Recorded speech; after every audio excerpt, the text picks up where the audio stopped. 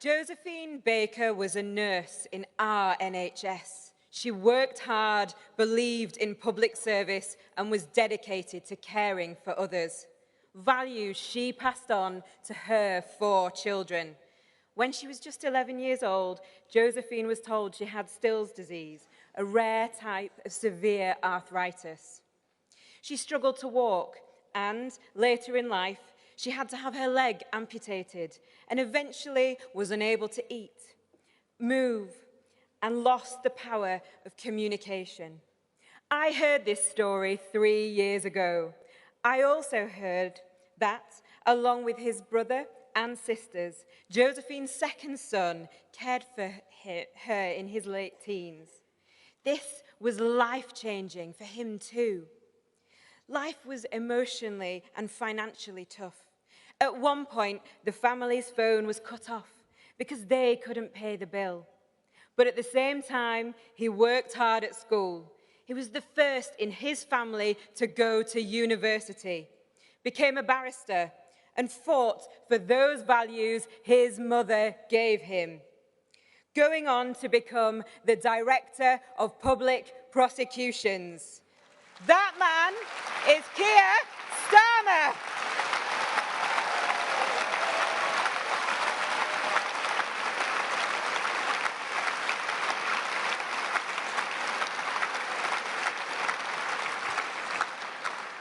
And Josephine Baker, Josephine Starmer after her marriage, was his mum.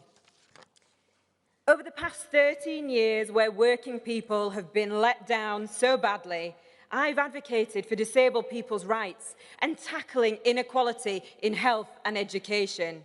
When I voted for Keir as leader, I knew that he was the best possible person to fight against injustice and stand up for working people.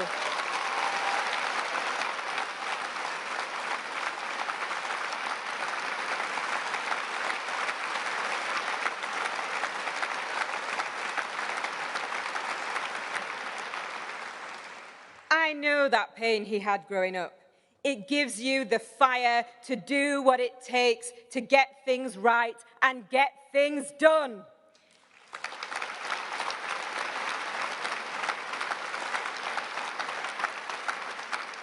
A leader with the values, the lived experience, the grit and determination to work with us all, to put our country first and to give us our future back. I knew then, as I know now, that leader is Keir Starmer.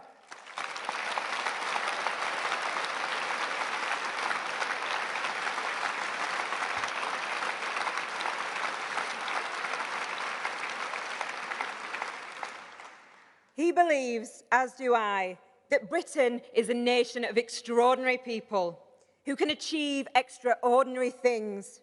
And right now, millions of people across our country need the Labour Party to be that force.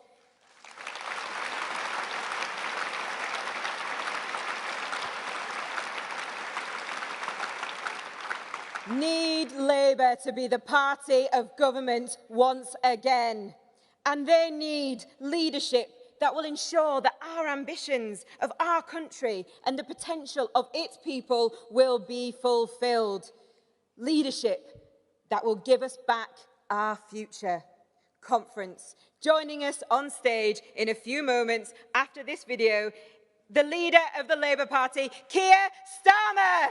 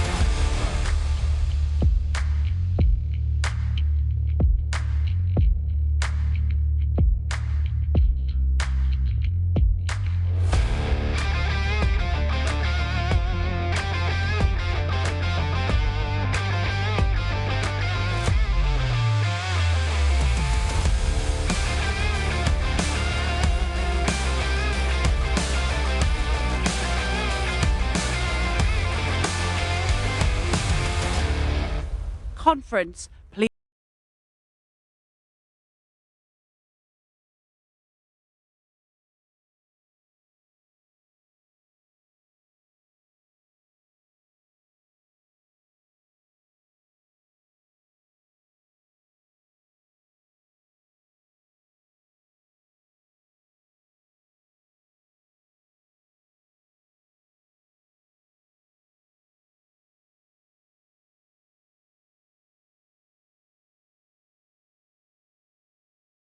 Thank you.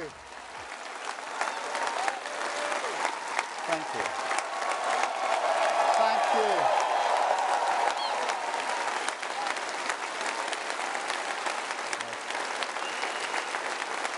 Thank you. Thank you, conference. Thank you, conference. True democracy is citizen-led. Politics needs an update. We demand a people's house. We demand a people's house. We are in crisis. We are in crisis. Our whole future is deafening.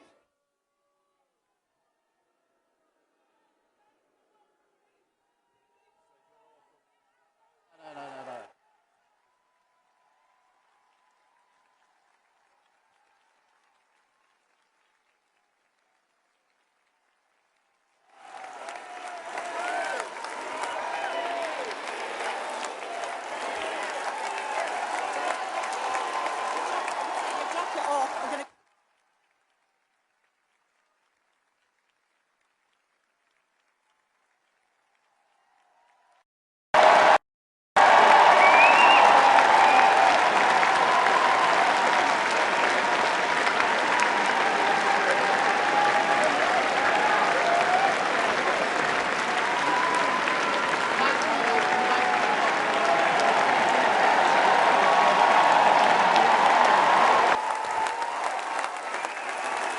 Thank you, conference.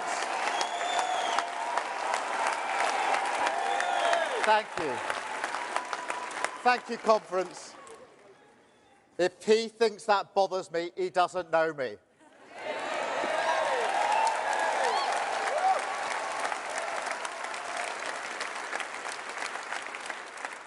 Protest or power, that's why we changed our party, conference.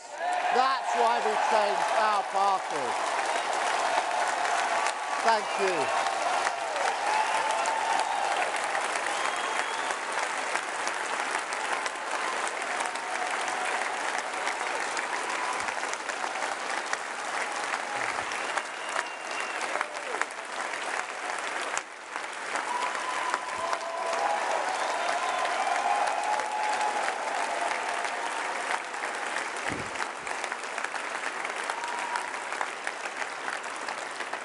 And it was just as well it was me because my wife's dress is really beautiful. Thank you, Marie, for those words. My mum would have loved to have been here and to have heard you saying those words. Thank you so much for doing me that honour. And thank you, conference.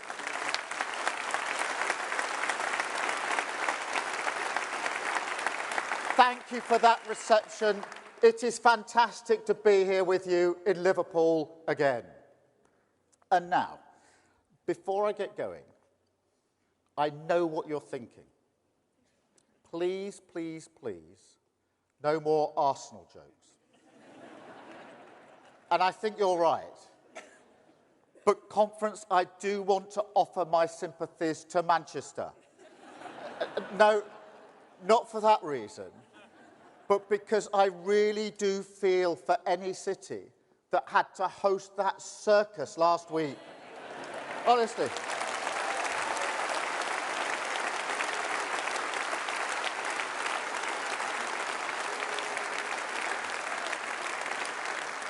What can you say about a Prime Minister who goes to Manchester to cancel Manchester's train line? The self-declared champion of motorists who had to borrow a car for a photo op. A man who keeps a very close watch on the cost of living crisis from the vantage point of a short-haul helicopter. Conference, I never thought I'd say this, but I'm beginning to see why Liz Truss won. although,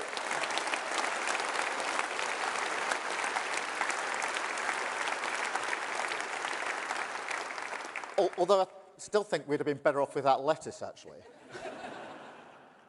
But it's been 13 years now. And what does Britain have to show for it? Where is their minimum wage? Where is their Sure Start? Crime down by a third, more students than ever, devolution, the shortest NHS waiting list in history, 500,000 out of child poverty, peace in Northern Ireland. I'm not going to do the whole list. I haven't got time. But isn't the contrast stark? 13 years of things can only get better versus 13 years of things have only got worse.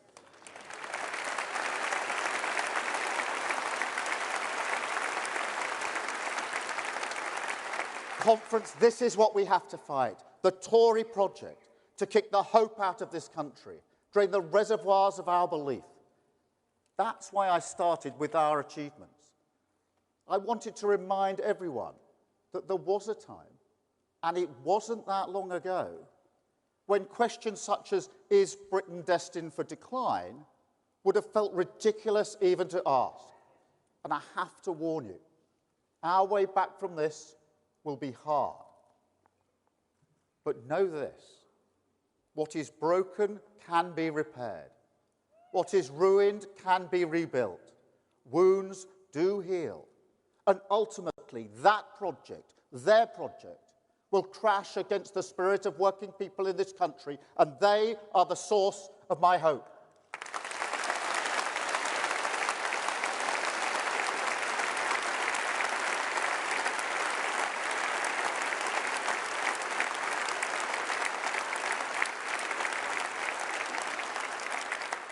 Because there are two stories of the past 13 years.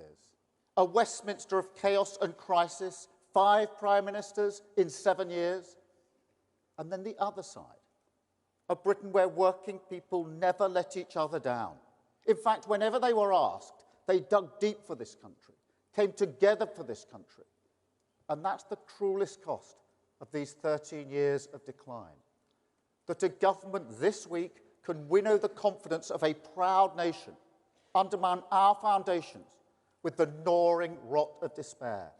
A sense that government cannot achieve great things, that Britain cannot achieve great things. But I believe in this country. I believe in its spirit, in its people, in its businesses, in its communities. I don't just see the sewage in our streams and seas.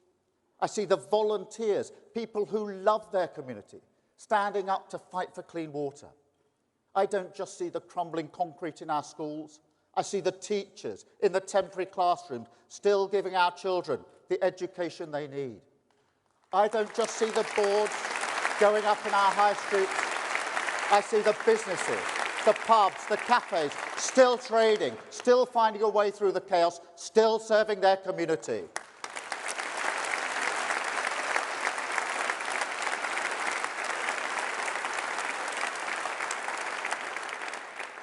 That's the real Britain conference. Millions of people who've looked at the Tory circus and said, fine, we'll get on with it ourselves. And I say, let's stand with them. Give them the government they deserve. Turn our backs on never-ending Tory decline with a decade of national renewal.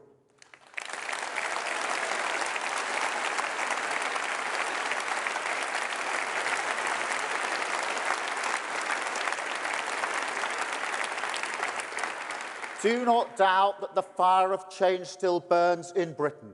The question is whether it lives on inside Labour, and today we show it does.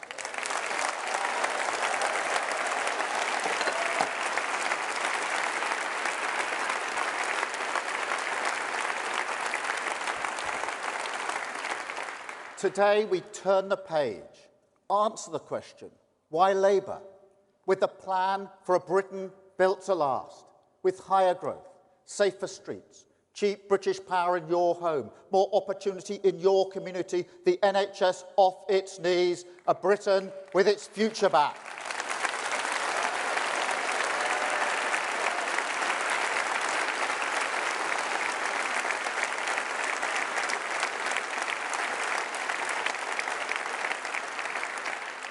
It will require an entirely new approach to politics, mission government, new priorities, totally focused on the interests of working people.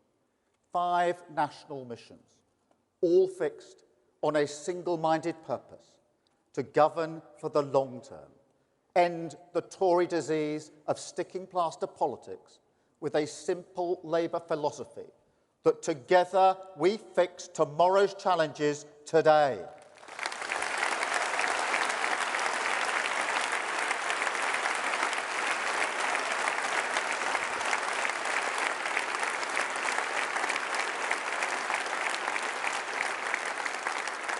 And conference, this new path can only be walked by a new party, a changed Labour Party, no longer integral to gesture politics, no longer a party of protest, a party of service.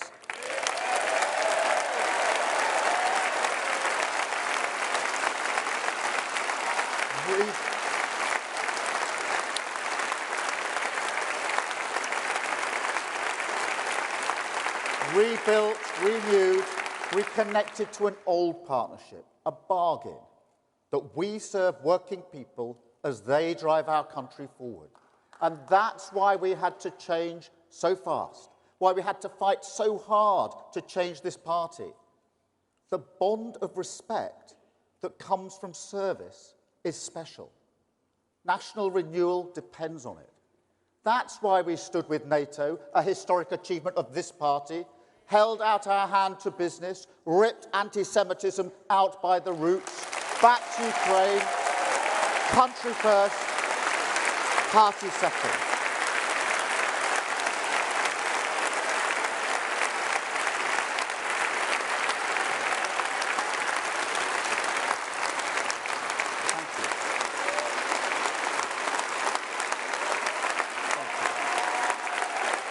Thank you, conference. Thank you.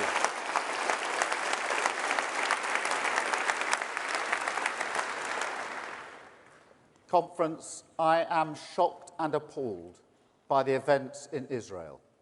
I utterly condemn the senseless murder of men, women and children, including British citizens, in cold blood by the terrorists of Hamas. This party...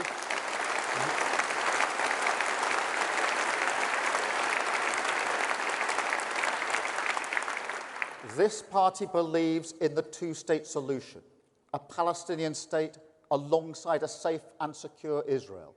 But this action by Hamas does nothing for Palestinians, and Israel must always have the right to defend her people.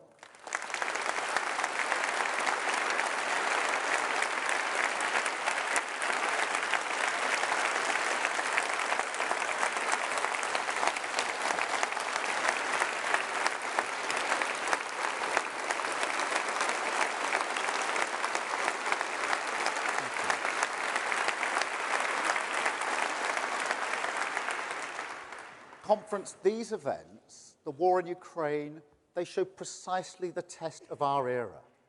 The world is becoming a more volatile place. Revolutions in energy, science, technology are reshaping the global economy. The race is on for the new jobs, the new supply chains, the new industries that will emerge. Climate change is a recipe for instability. We've seen that on our TV screens all summer. Terrorism, the movement of people, criminal gangs who exploit their vulnerability. They're all challenges we must confront. And through all this, because of all this, democratic rules, democratic values, democratic certainties are under attack. A new age of insecurity, with fault lines that run right through the living standards of working people. But look, as we've seen throughout our history, where there is change, there is also possibility. Possibility in industry, in winning the race for the jobs of the future. Possibility in technology, innovations like gene editing that will save countless lives. Possibility in 4 nations, standing together, no longer distracted or divided. and possibility in working people, in parts of our country ignored, passed over, disregarded as sources of growth and dynamism, but with the potential ready to be unlocked. It boils down to this: can we look the challenges of this age squarely in the eye, and amidst all the change and insecurity, find the hunger to win new opportunities and the strength to conserve what is precious? Because, conference, I tell you, that is what Britain needs, and that is what we must become.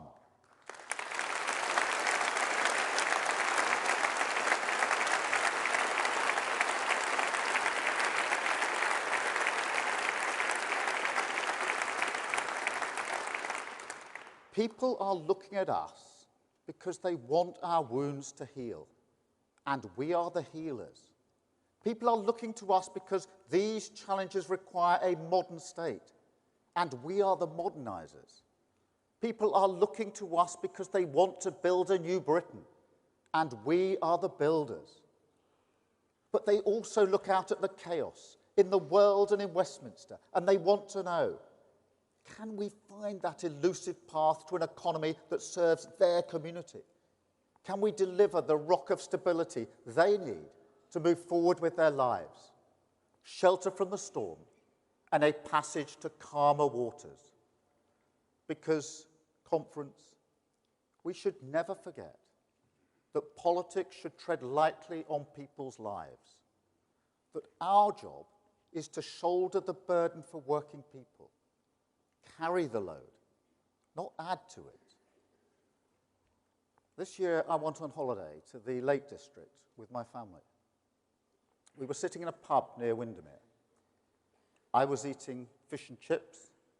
Vic had the plant burger. You see, we don't focus group everything.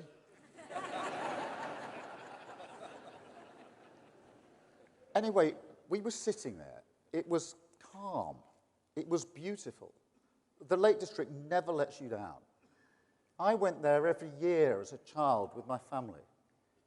And although she struggled so much to walk, my mum loved the lakes. So it was really special to share it with my kids. And if you can believe it, it was sunny. This summer. But the reason I remember it, the privilege of it, is because on my first day back from holiday, I was in a cafe in Worthing in Sussex, talking to people, and what one woman said really stuck in my mind. She was a single mum with 2 kids. And she said to me, it's survival mode. I can't think, oh, let's do something nice. There's no long-term planning, no thinking about the future. And I could see the hurt in her eyes as she told me. That's what this cost of living crisis does. It intrudes on the little things that we love, whittles away at our joy, days out, meals out, holidays, the first things that people cut back on. Picking up a treat in the supermarket, just to put it back on the shelf. Conference, we have to be a government that takes care of the big decisions, so working people have the freedom to enjoy what they love. More time.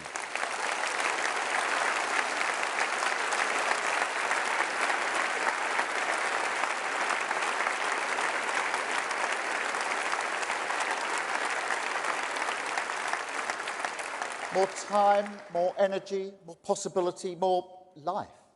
It could be football, fishing, or just a quiet time with your family.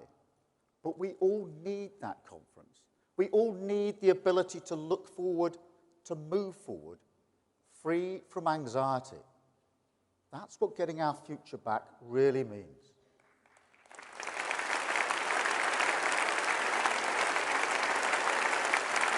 But look, conference, here's what we can't do. We can't take advantage, because it's exactly in moments like this, when people want change, need change, cry out for change, that the hope of the easy answer can prosper. And conference, we cannot be about that. Changing a country not ticking a box. It's not the click of a mouse. Long-term solutions are not oven-ready. If you think our job in 1997 was to rebuild a crumbling public realm, that in 1964 it was to modernise an economy left behind by the pace of technology, that in 1945 to build a new Britain out of the trauma of collective sacrifice, then in 2024 it will have to be all three. All three.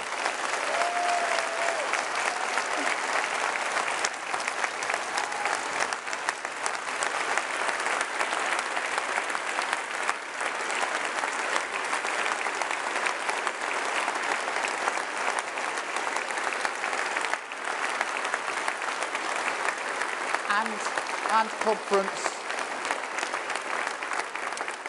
and at a time when our politics feels broken, when our public services are broken, our public finances wrecked, the Tory mortgage bombshell that's blown up the finances of millions.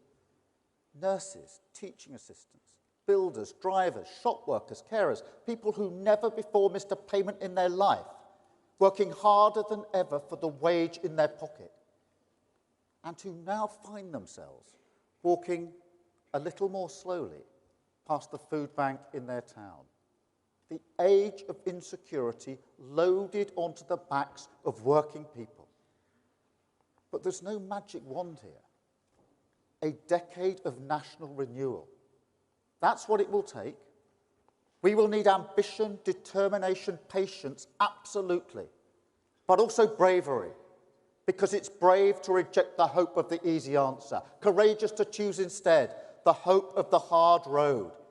But if we give Britain the certain destination, if we walk step by step with working people, bulldoze through the barriers in their way, lay secure foundations at their feet, mission government our guide, then yes, we can get our future back. So let's set the course. Let's get Britain building again. Take back our streets, switch on great British energy, tear down the barriers to opportunity, get our NHS back on its feet.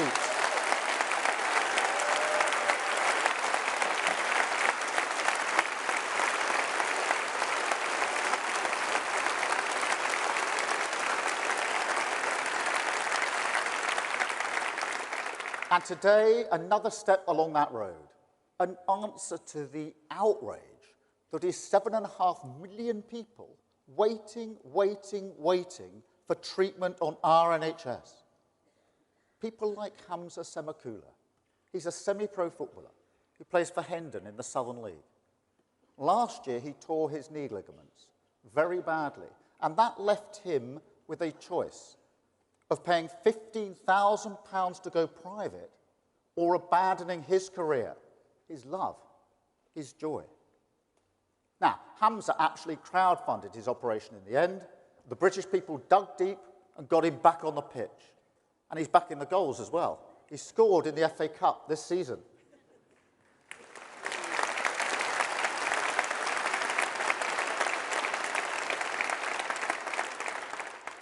But honestly, how has it come to this? Working people paying for their own healthcare in a cost of living crisis.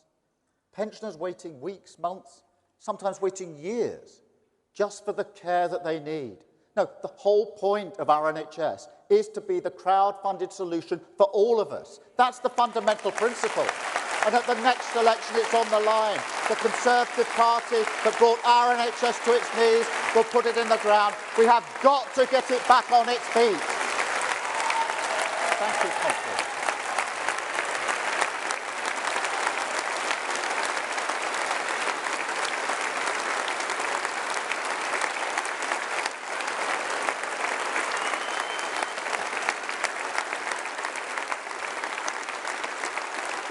Thank you, Conference. Thank you. The non-dom tax status is a legal loophole that allows some of the richest people in the world to avoid paying tax in Britain. That's money we could invest in our NHS. That's always been our priority. And right now, the biggest challenge is cutting waiting lists. So we will invest that money in boosting capacity. We will get the NHS working round the clock, and we will pay staff properly to do it. More operations, more appointments, more diagnostic tests. You will be seen more clearly in an NHS clearing the backlog 7 days a week. But conference, do not doubt the hard road either. Because if all we do is place the NHS on a pedestal, then I'm afraid it will remain on life support. I know some people don't like the word reform, but I do now. There's no other option. We must be the government that transforms our NHS. We can't go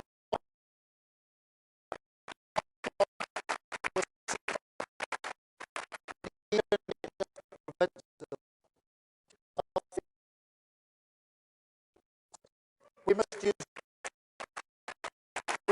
technology to overhaul every aspect of delivery, move closer to communities, deploy the power of artificial intelligence to spot disease quickly, mental health treatment when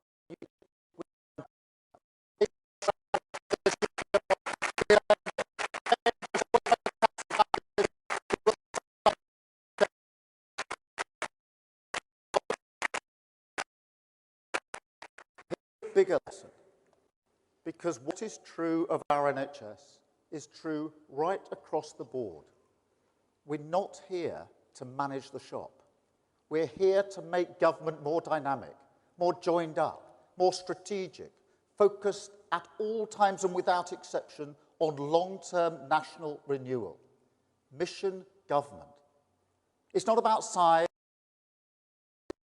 a more powerful engine, not a bigger car. A reforming state, not a checkbook state. Now, people will say, don't rock the boat. We've always done it like this. Is this really necessary? I've reformed a public service before. I know how it goes. But it's our responsibility to do it. And across our public services, the prize is huge. Because if we call time on wasteful police procurement, then we can have a community policing guarantee, more police in your town, fighting antisocial behaviour and taking our streets back. If we ignore the appeals to the status quo on private school tax breaks or outdated national curriculum, then we can have mental health staff in every school, more expert teachers in the classroom, more creativity, speaking skills, confidence, shatter the class ceiling at source.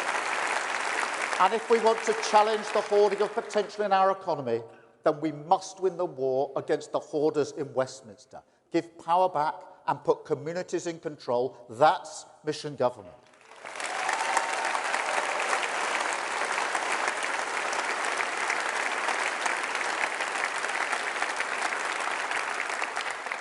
But conference, it also has to be something more. A deeper bond, a partnership between people and politics that in our age, after these 13 years of decline, will be hard to renew. Some people say to me, it's about honesty, isn't it? We were lied to. These politicians were liars. But, you know, that's not it. Well, maybe for one of them, it actually was it. But for people like Rishi Sunak, it's more that they cannot see the country before them. The walls of Westminster are so high. The view that your lives, your services, your future are just pieces on their board. That's so deeply ingrained in their mindset. They have no way to understand what you've been through. You know, they actually believe what comes out of their mouths.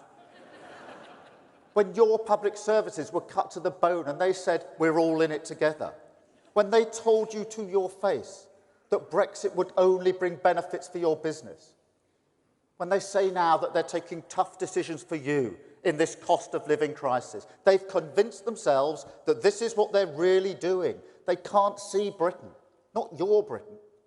Can't accept that every time your interests were on the line, they made you pay. But when it's people like them, they look after themselves. Rishi Sunak.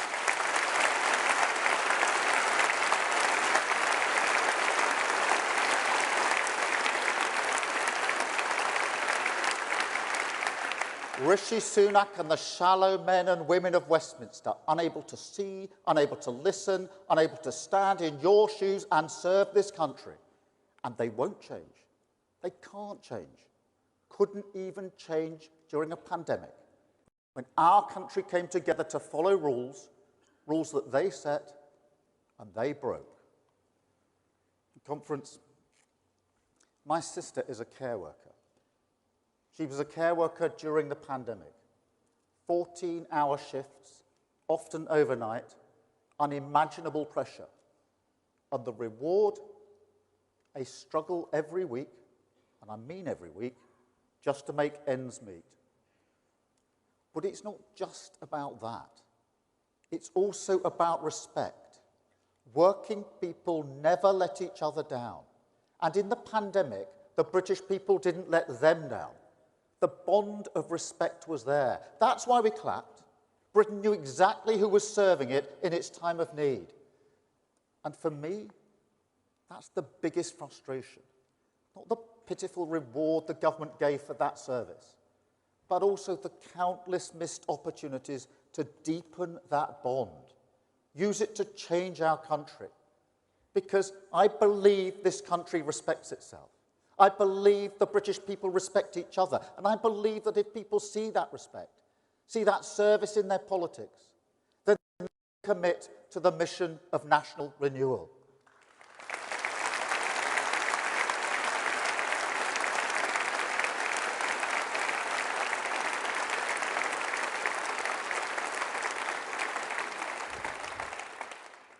Let me put it this way. At some point in your life, many people here will have heard a nagging voice inside saying, no, this isn't for you. You don't belong here. You can't do that. Working class people certainly hear that voice. Trust me. In some ways, it's the hardest class ceiling of all. But conference, imagine if instead a whole country said, you do belong. Imagine if a whole country said, we back your potential.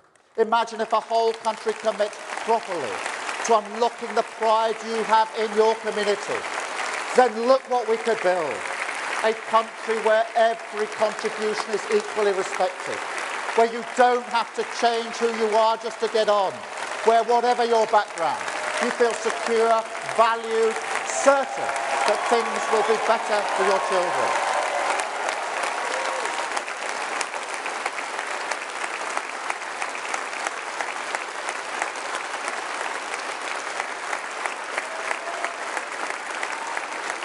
Thank you, Constance. Thank you.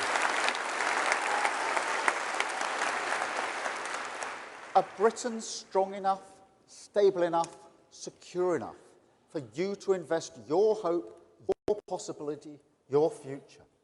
A Britain built to last, where working people are respected, crime is prosecuted, ambulances come, the minimum wage is enforced, infrastructure gets built, children feel safe in their classrooms, businesses and workers unite in partnership, fight for the jobs of the future, jobs that are well paid and in your town, and where MPs have only one job, service. No more.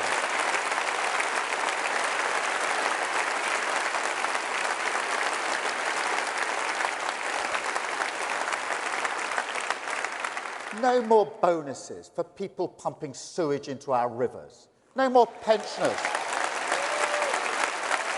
No more pensioners freezing while energy firms make record profits. No more government contracts awarded by the back door. No more cleaners mocked as they scrub mess off the walls of illegal parties in Westminster.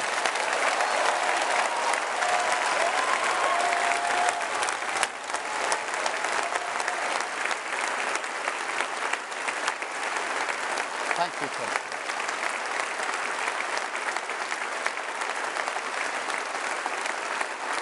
A future where we believe workers' rights are good for growth. Inequality corrosive.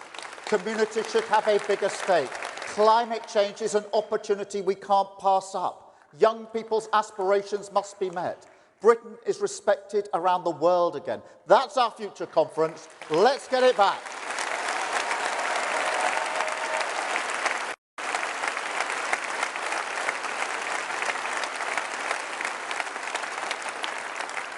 Because government can be a force for good. We can fight alongside working people in the name of justice and opportunity. That's why I came into politics. I've looked into the eyes of the people that we must serve at the Crown Prosecution Service, in my work in Northern Ireland, and I've seen reflected back the knowledge that government can make or break a life. It's that responsibility that drives me on towards the reforms I know we must make, the Britain I know we must build. So let's get to work, because there is one barrier so big, so imposing, that it blocks out all light from the other side. A blockage that stops this country building roads, grid connections, laboratories, train lines, warehouses, wind farms, power stations. An obstacle to the aspirations of millions, now and in the future, who deserve the security of home ownership. A future hidden by our restrictive planning system. And conference, we must bulldoze through it.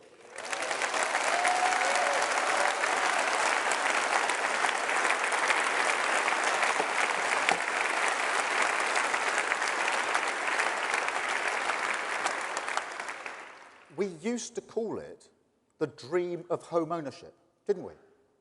We used to say it glibly on stages like this. But look at Britain now. It has become a dream, reach for millions. And if we don't take action, it will only become more distant, a luxury for the few, not the privilege of the many. And look, I'm trying really hard not to mention the house I grew up in again. But seriously, that Pebble Dash semi was everything to my family.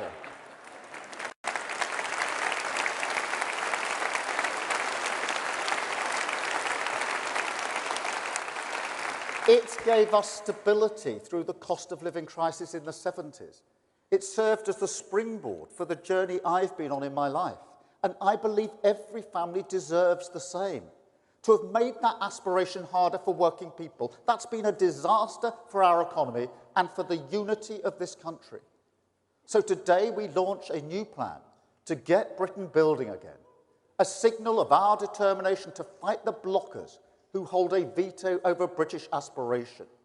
No more land bankers sitting comfortably on brownfield sites while rents in their communities rise.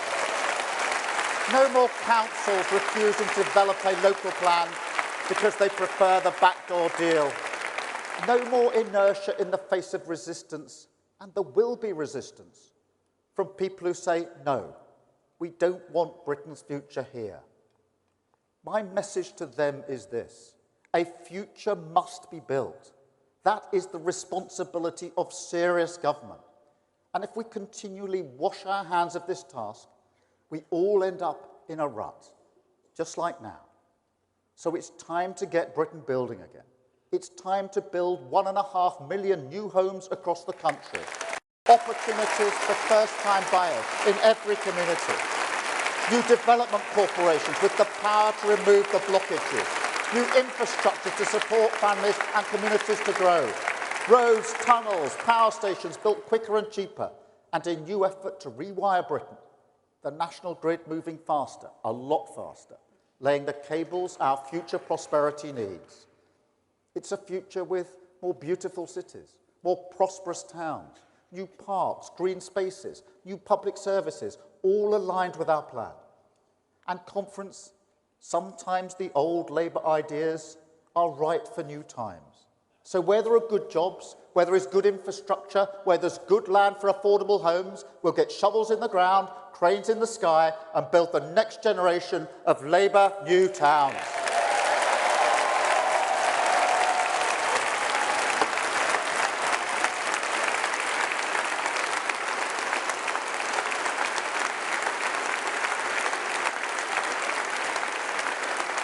Thank you. Thank you, Conference. And no, this doesn't mean we're tearing up the green belt. Labour is the party that protects our green spaces. No party fights harder for our environment. We created the national parks, created the green belt in the first place. I grew up in Surrey. But where there are clearly ridiculous uses of it, disused car parks, dreary wastelands, not a green belt, a grey belt, sometimes within a city's boundary, then this cannot be justified as a reason to hold our future back. We will take this fight on. That's a Britain built to last.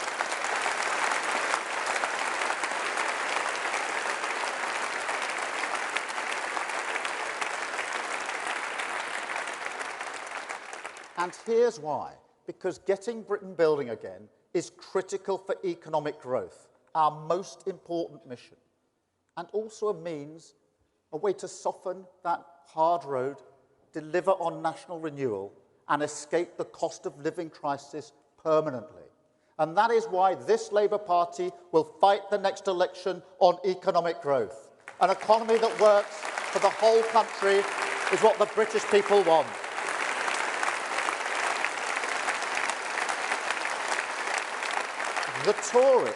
The Tories know that. They stood at this crossroads before, called it levelling up. But as soon as they counted their votes, they turned back. Back to the comfort of the easy answer. Back to the trickle-down nonsense that sees wealth trickle up and jobs trickle out. You cannot understate this. Those ideas are finished.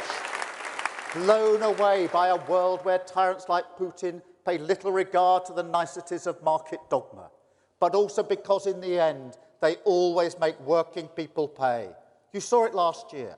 Tax cuts for the richest, the pound sinking like a stone, a wrecking ball to our finances, economic shrapnel everywhere, family budget shredded, a £300 billion bill, the only remedy, Labour stability.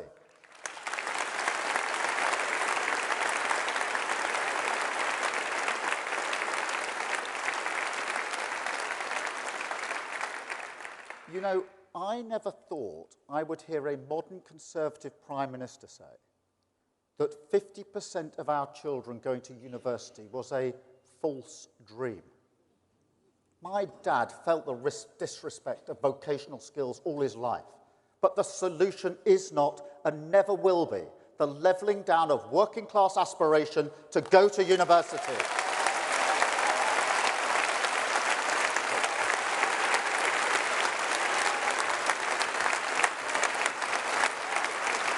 But conference.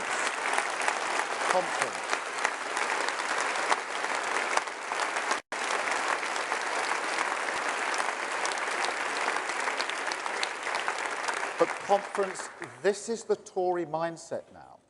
Don't solve problems, exploit them. So if you are a Conservative voter who despairs of this, if you look in horror at the descent of your party into the murky waters of populism and conspiracy, with no argument for economic change. If you feel our country needs a party that conserves, that fights for our union, our environment, the rule of law, family life, the careful bond between this generation and the next, then let me tell you, Britain already has one, and you can join it. It's this Labour Party.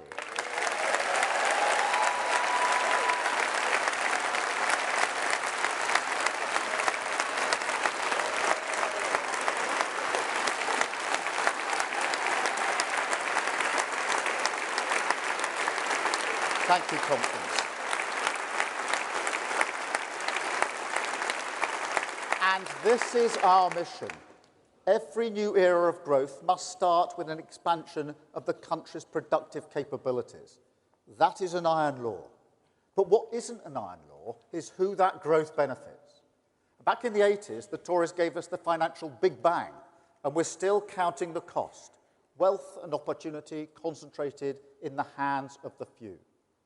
Our Labour era will instead unleash the big build, and the winners this time will be working people everywhere.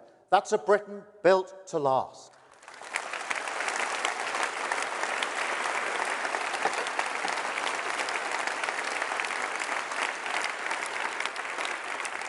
And conference, it is a new way.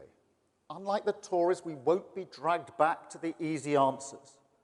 The barriers of dogma will not block our path. That's why we hold out the hand of partnership to business, champion the need for a competitive tax regime, understand that private enterprise is the only way this country pays its way in the world.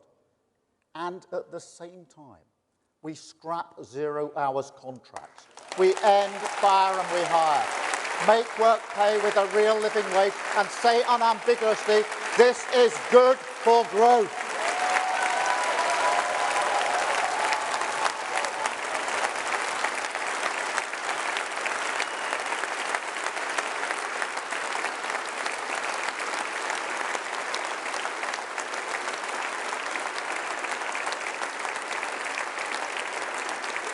Conference, we say yes to sound money, yes to cutting waste and debt, embrace the need for stability. Fiscal responsibility is non-negotiable. And if investment can kickstart growth, if investment can save money in the long run, can protect jobs, create jobs, crowd in billions of private investment, then yes, we must get on and do it.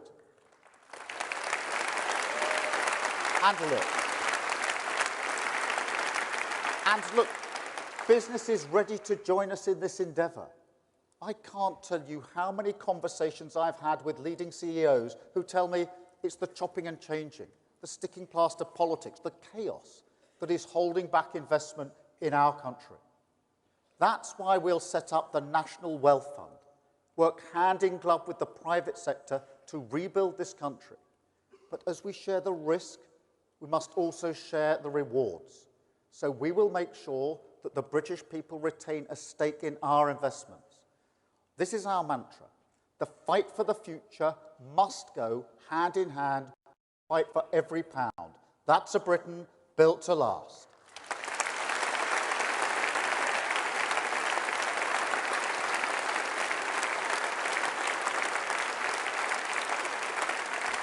Not state control, not pure free markets, but a genuine partnership, sleeves rolled up, working for the national interest, worker and business, public and private, building a bridge from the jobs we must protect today to the opportunities we have to win for tomorrow. That's why the global crisis of the last 13 years have been so painful for Britain. The stand-aside state that leaves nobody with the future they want because there's no direction. An irresponsibility towards the future that defies the values Conservatives say they support. You heard the Prime Minister banging the drum again last week. But I say to him, look around Britain. Look at the bills working people are paying now. They're more expensive because you didn't build the gas storage. You didn't invest in clean British energy. You scrapped home insulation. And you're doing it all again. Moving the targets back, passing it on to the next generation, letting the cost rise because you won't pay. Sticking plaster politics, an approach as riven through the foundations of our security as the crumbling concrete in our schools. The never-ending cycle of Tory Britain, party first, country second, drift, stagnate, decline. We have to turn the page on this conference. Government must steer the ship on industrial policy. That's a crucial part of any plan for growth. So here's our strategy. Step one, our National Wealth Fund, standing with business, ready to invest in the critical infrastructure that we need, the battery gigafactories, the clean British steel, the ports that can finally handle large industrial parts, more growth, more demand, more jobs. Step two, long-term stability for researchers, investors, innovators, a real boost for life sciences and the automotive industry, and a British jobs bonus that will attract new investment to our industrial heartlands, from Bridgend to Burnley, the backbone of Britain, once again powering us towards national renewal. Step three, a new direction on skills. because a future must be trained as well as built. And the generation that sacrificed so much during the pandemic, their potential must be backed. So today we commit to a new generation of colleges, technical excellent colleges, colleges with a stronger lead to their local economies, planted firmly in the ground of young people's aspirations, but also in the pride, the pull of the badge on your shirt, the ambition you feel when building a legacy for your community. Training lab workers in Derbyshire, automotive engineers in Wolverhampton, computer scientists in Manchester, nuclear technicians in Somerset, builders in Staffordshire, tool makers in Hull. My dad would have loved that. And conference step 4, a new mindset. Because when an opportunity is there to be won, you have to take it. Clean British energy is cheaper than foreign fossil fuels. That means cheaper bills for every family in the country. But conference, also a chance to make us more competitive. Countries like America are using this gift to create manufacturing jobs, the like of which we haven't seen for decades. And they're not the only ones. So when Rishi Sunak says, row back on our climate mission, I say, speed ahead. Speed ahead with investment. Speed ahead with 500,000 jobs. Speed ahead with great British energy. A new energy company that will harness clean British power for good British jobs. A company that will be publicly owned, conference, and will be based in Scotland.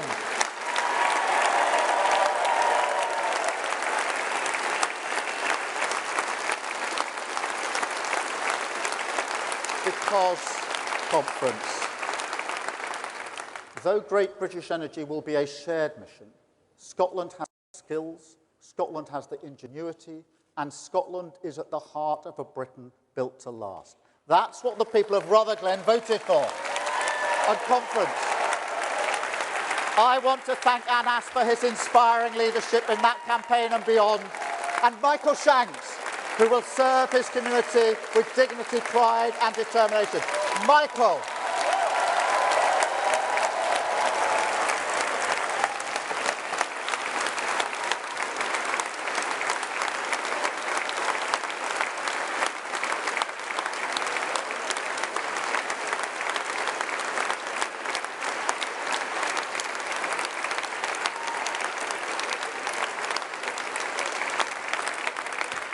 Conference, Scotland can lead the way to a Labour government, but be under no illusion. We must earn every vote. We must understand that the Scottish people are not just looking at us, they're also looking at Britain. The challenge of change remains. But nonetheless, for the first time in a long time, we can see a tide that is turning. 4 nations that are renewing.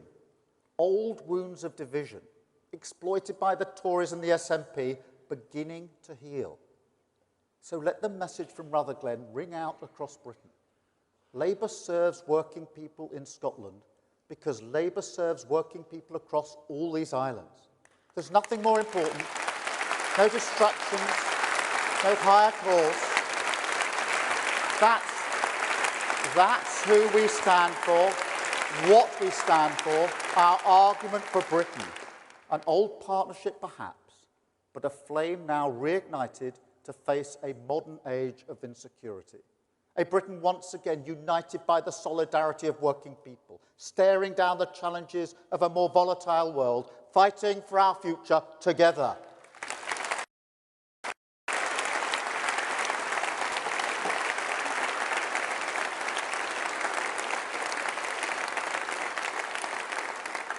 And conference, it will be a fight. The SNP will regroup. Of course they will.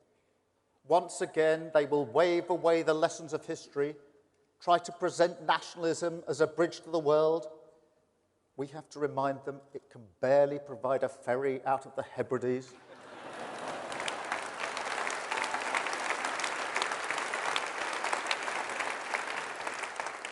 As for the Tories, I have to warn you, a party that has so completely severed its relationship with the future, that is prepared to scorch the earth just to get at us, they will be dangerous. Trust me, wherever you think the line is, they've already got plans to cross it. But they'll be up for the fight. They're always up for the fight to save their own skins. And this isn't over. In fact, it's barely begun. So we have to be disciplined, focused, ready to fight back, and confident, conference, because we have come so far already. We've dragged this party back to service, and we can do the same for politics. I grew up working class. I've been fighting all my life, and I won't stop now. I've felt the anxiety of a cost of living crisis before, and until your family can see the way out, I will fight for you. That's my mission, and we will do it. We will face down the age of insecurity, break the stranglehold of Tory decline, walk towards a decade of national renewal. Conference.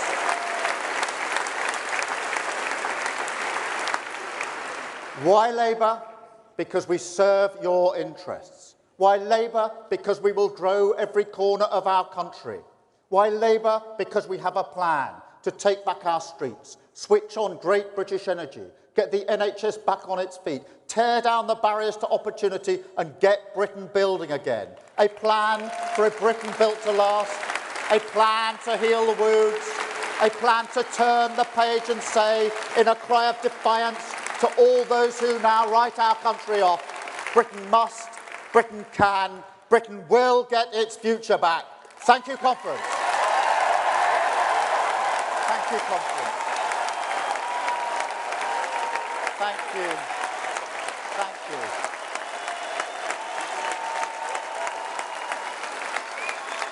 Thank you, conference. Thank you, Neil. Thank you. Thank you, conference. Thank you, conference.